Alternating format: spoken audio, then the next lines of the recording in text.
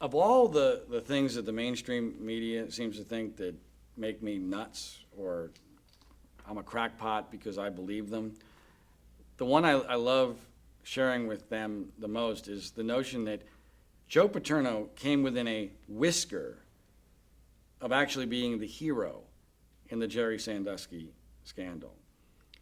And to me, this is obvious. To me, this is actually fairly obvious how Joe Paterno almost became the hero. Had the media wanted to make Joe Paterno the hero in this case, they easily could have. And let me tell you how it would have happened. We already have an article by Sarah Ganim, who is the media darling of this entire case. She wins a Pulitzer Prize later on for her coverage of this case. And she writes an article, clearly with a direct source, with the headline, Penn State coach Paterno praised for acting appropriately in reporting Jerry Sandusky's sex abuse suspicions. That's from the day of the indictments, November 5th of 2011. Now, had the media wanted to, that could have easily set the narrative. And for a while, for about 36 hours, it kind of did. But then, Monday afternoon, after not much coverage, most of it focused on Jerry Sandusky where it belonged, ESPN looks around and says, well, gee, we got a lousy Monday Night Football game tonight. We've got the NBA on strike. Baseball is over. Football's in a lull. Wait a minute. Hold on a second. This Penn State thing, what did Joe Paterno know? Did Joe Paterno protect a pedophile? And then Penn State does something incredibly stupid. As the media pressure is just starting to build just a little bit that afternoon, Penn State puts out a statement that Joe Paterno will not be answering questions about Jerry Sandusky at his normal Tuesday press conference that next morning. That, to me, was the event that started the domino effects that have led to everything that has happened in this case. Because now the media smells blood. And now what was must-see TV becomes must-get-in-the-first-row event for the news media. So the next morning, all of a sudden, there's 500 or 600 media jackals waiting to see Joe Paterno, an 85-year-old man, not answer questions he doesn't want to answer. They know it's going to be a complete disaster. So now Penn State panics and pulls the plug on the press conference. Well, as soon as they pull the plug on the press conference, now the media knows they've got him. Because now Penn State is acknowledging some semblance of wrongdoing. They're not even letting the great Joe Paterno speak at a press conference. Not only are they acknowledging wrongdoing, they're basically telling the media Joe Paterno is hanging by a thread.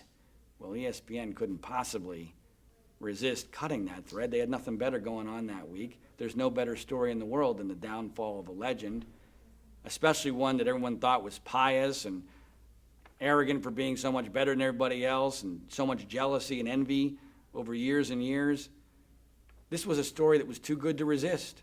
In this day and age where overnight television ratings dictate everything and internet traffic results are instantaneously available, the media is no longer equipped for patience, for facts, for truth. They want a head, they want a scalp, they want it now. It's got to be within the right amount of time or else we lose interest, our attention spans are too short. And so Penn State served it up on a silver platter. And then the next day, of course, comes the firing. And Penn State stupidly thinks that's actually going to end it. That's going to end the story. We're going to put a firewall up because we're firing, essentially, Spanier and Paterno. When in reality, they were actually branding the story.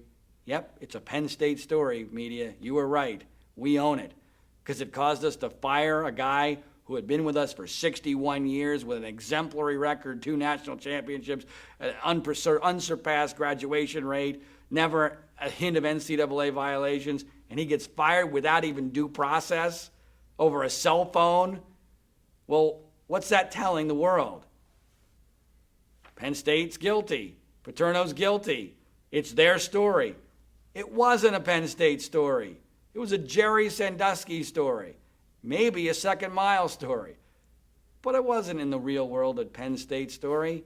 But at that point, the media narrative has been set. And I submit that at every single point in that first week, had the media wanted to go the other direction, if they had wanted to make the initial story that Paterno was praised, that be the narrative, they would have made that the narrative. And when Paterno said, in hindsight, I wish I would have done more, they could have made that the glorious declaration of a man of character with the courage to stand up and say what no one else will say.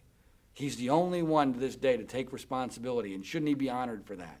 That's what they could have done with this narrative if they wanted to. But they didn't want to do that because that wasn't that interesting to them. That wasn't good for ratings. So they went in another direction, and they didn't give a damn about the truth. They didn't give a damn about the facts. And a lot of people have been harmed, not just Joe Paterno. An entire community, a university, a football program. A lot of lives have been dramatically altered. People have lost jobs. The damage here has been catastrophic. And it's all because the media has turned real life and hard news into nothing more than petty entertainment. And the destruction of Joe Paterno was nothing more than that. Entertainment to fill a slow sports week. And that's disgraceful. And people ought to know what really happened there. Not because it matters that Joe Paterno's legacy has been destroyed or the Penn State football program. This thing goes way, way beyond Penn State or Joe Paterno. This goes to what kind of a country we're going to live in, what kind of a culture we're going to live in, how much control our media has over what actually happens in our lives, and whether the truth actually still matters at all.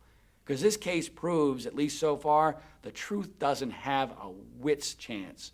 The truth is now a scrawny 89-pounder going up against Mike Tyson in his prime. It's got no chance.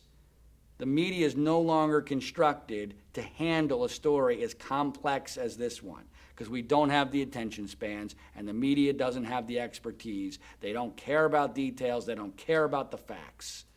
And that's part of why we're doing this documentary, to get the real truth out there. But we need help. We need support. We can't do this alone. This is the hardest thing we've ever done. We're going uphill into the wind on ice with lead bricks around our feet because everybody's against us on this. The only thing we've got going for us is the truth. And I don't know if that's going to be enough or not. I hope it is. I actually have my doubts. But the truth has got to still matter. And we're going to find out when we do this documentary whether it still does.